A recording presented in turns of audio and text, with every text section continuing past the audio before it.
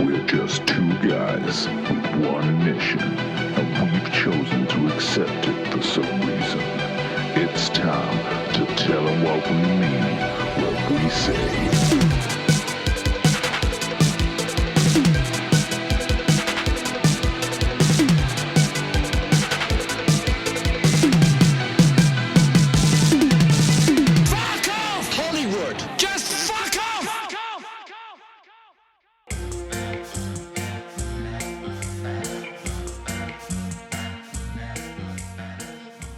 Right, well, how do we start this, other than saying that's the worst piece of shit I've ever seen in my entire fucking life?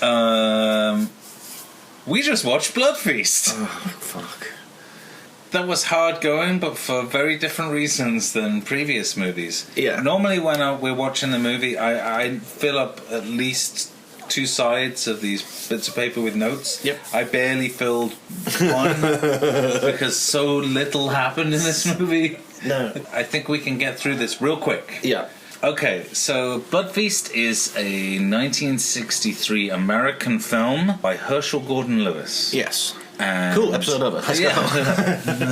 Let's go home. Let's go home, Steve. Let's go. Let's go home. Okay, there's a woman, she comes home and she decides to have a bath. And next to her, she has this book called Weird Ancient Religious Rites. Then she's killed by a man with wild hair and mad eyebrows. Yes. And then it cuts to some cops who are very confused. Very confused. Very confused about all these murders. They're going, what's the deal here? what can we do about these murders? There's too many of them. There is. I mean, one would be already too many, but there's already too many more than this.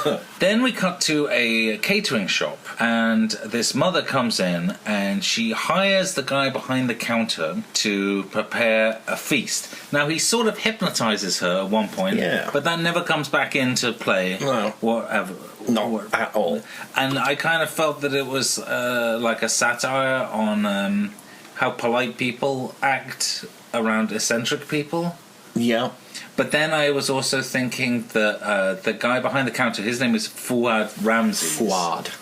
And he's the murderer, and people don't seem to notice this because when he does go murdering, he like uncombs his hair. But when he's at work, he has combed hair. Yeah. So it's kind of like he's like Clark Kent. He's Clark Kenting. Yeah, it's like in order to blend into society, he combs his hair. Yeah. Now, I wasn't around in 1963, but I can only assume people were stupid.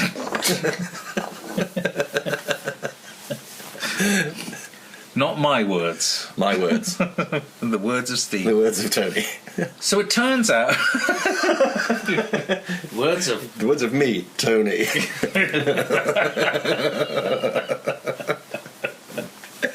So it turns out this Fuad Ramses, who I'm going to call Eyebrow Boy because it's way easier than saying Fuad. He worships a deity called Ishtar. Now there's a whole other thing, but I guess we'll get to that later. Then it goes back to the cops, and they're not confused anymore. They're annoyed. Yes. Because there's too many murders. Too many.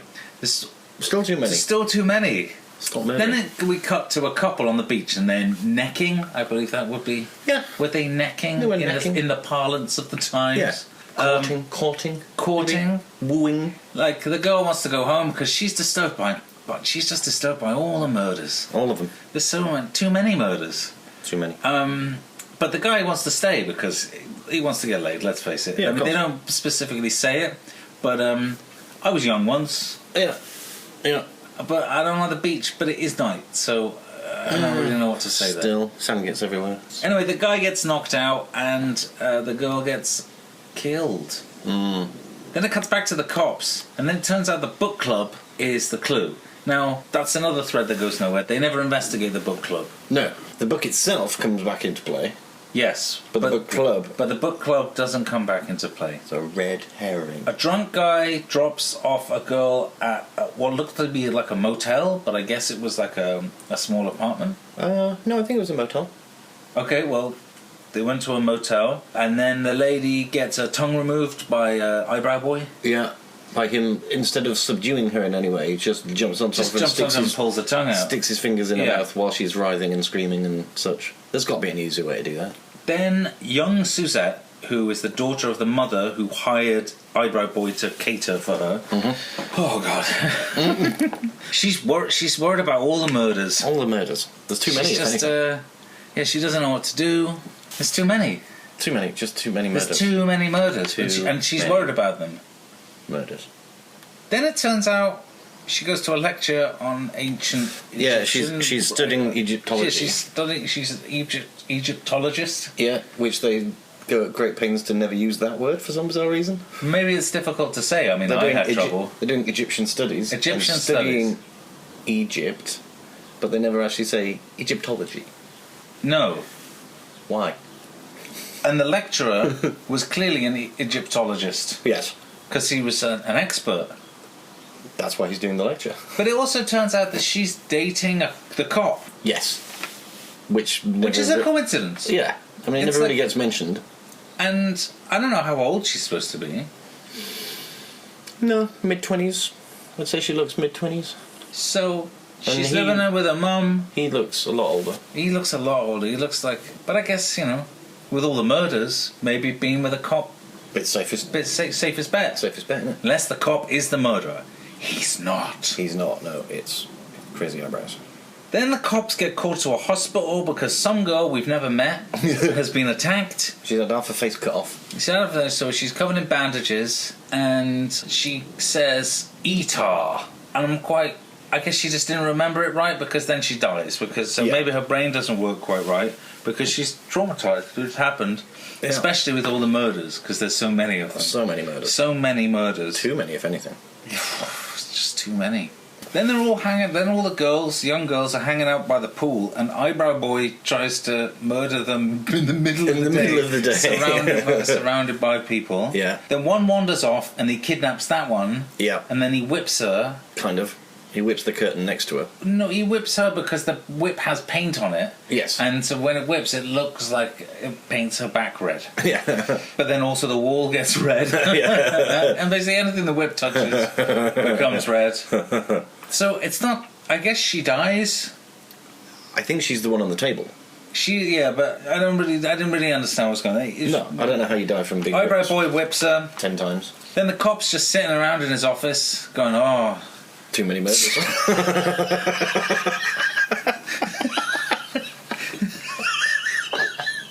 What is the deal with all the murders? Yes, it's too many. Oh God. And then he puts it together that Etar and Ishtar might be similar. Aye. So he calls the Egyptologist and goes, "Hey, you know that lecture you gave the other day? What's up with that? Can you tell me more information?" And the Egyptologist goes, "Yeah, I can do that. That's no problem. I'm happy to talk about it. I'm an expert. Actually, I'm an expert because I like the subject and I studied it. Yeah. And that's how much I know. That's why I know so much about it, because I read all the books, and of course I'll help you. You're the police." Yeah. That doesn't happen in the movie. No. But I'm adding that on because that's the leap we have to take in this film. So many leaps. That's the thought processing, because rather than showing us the development of characters, they just repeat what's just happened over and over again.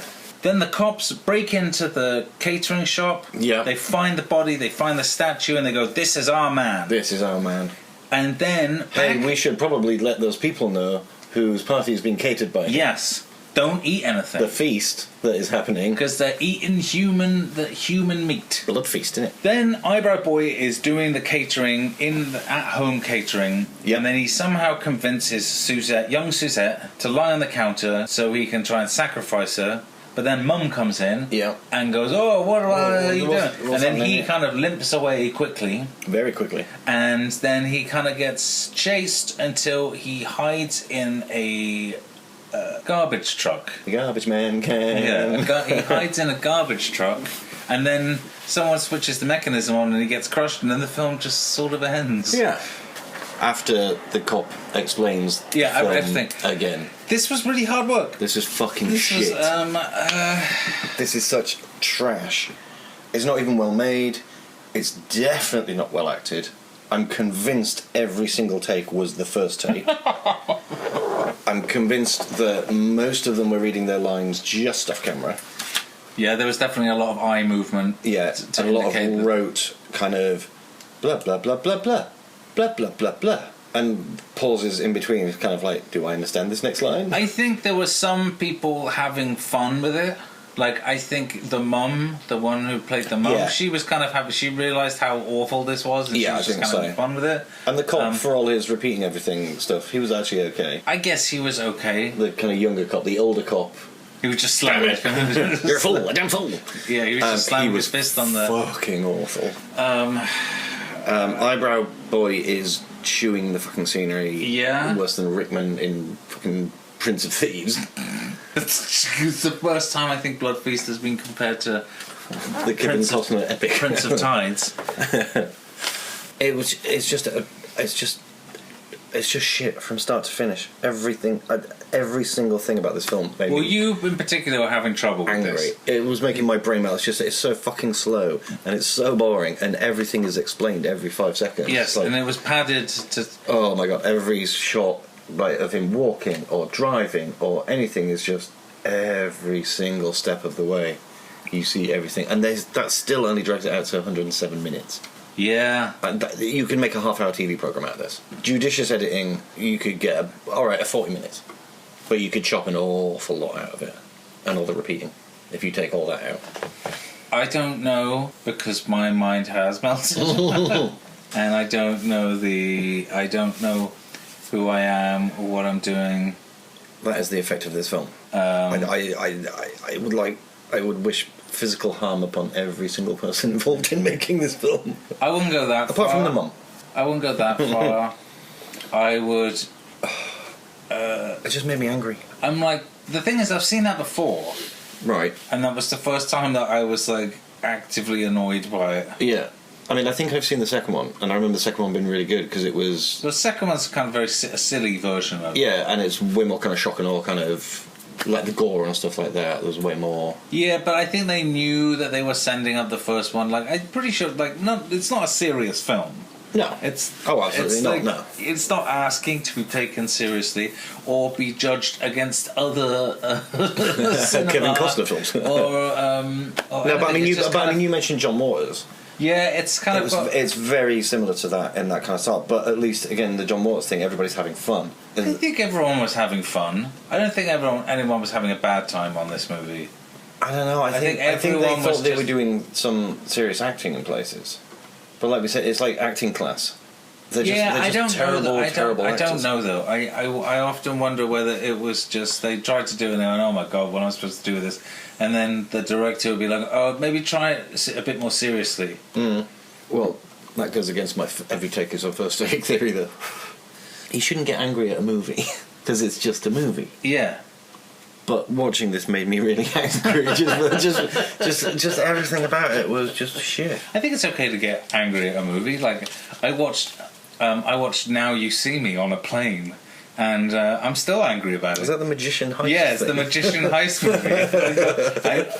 It was the first time I was been on an international flight where they had, rather than individual screens, they had like a big group screen. Oh, really? And that's what they were showing. They were showing Now You See Me, and I'm thinking, Good God. how bad can it be? Like, how bad can it actually Well, they be? showed you. I'm still angry about. I'm angry about this. But better or worse than this, though? This was way better than Now You See Me. I Really? would rather watch Fucking this how again. bad must that be? I would rather watch Blood Feast again good God, no.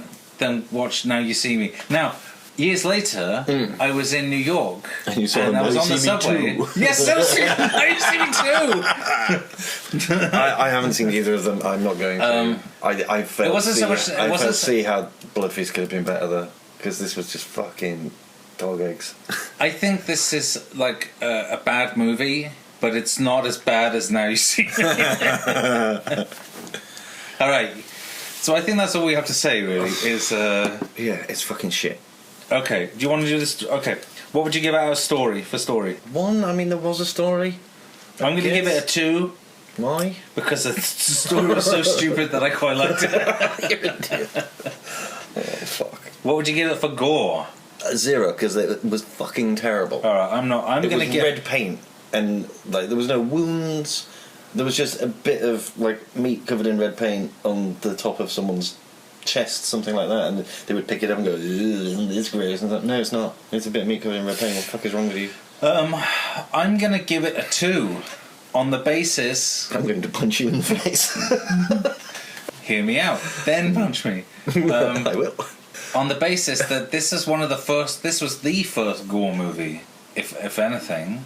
And so there was no precedent to set they did it too early. They should have waited. They should have waited. Well, someone had to be the first. Well, yeah. And I'm saying that, like, for the time and the thing, I appreciate that they were just like, yeah. I mean, it was squishy and it was fleshy and it was pretty gross. Yeah, but it's Although not the effects were bad. Yeah, but it being the because first... they weren't effects really. They were just No, like they really cover weren't. it in red paint and then hold an actual cow's tongue. And saying it's the first gore movie doesn't mean that it's the first film with gore effects. Because you would have had, like, you know, like war films and things like that would have had some sort of... Well, I think this was the point of Herschel Gordon Lewis, is that he was watching gangster movies and people were getting shot, but there was no blood. Right. And he decided to go the whole other way. Okay. I mean, maybe I'm wrong in that respect, but I don't think there was, like, gore in the same way that there was before Blood Feast. Yeah, I mean, there wouldn't have been, like, close-ups and, you know, lingering on the effect, quote-unquote. Yeah, so I'm giving it a point, even though the effects were very basic and cheap. Yeah.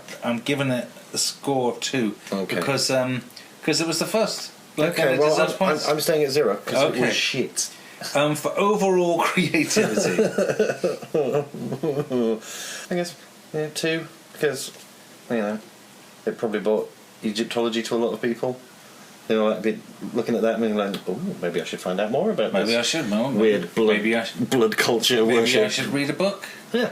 Yeah, I'm going to give it a 2. And again, 1963, it probably was quite groundbreaking at the time. Yeah, in fact, I'm going to move my 2 to a 3. All right, for logical sense. It made logical sense. Yeah. This is like, if I guess. anything, it made too much logical sense. Yeah, well, the fact that everything was explained in 5 seconds. Yes.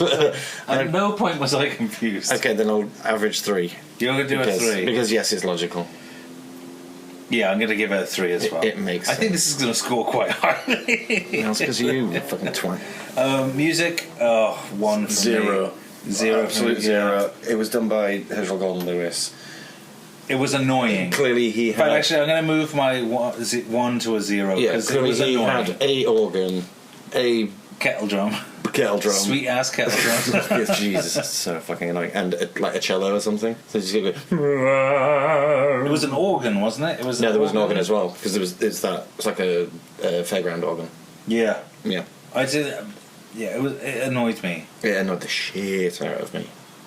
On top of everything else, it's like shitting on a shit.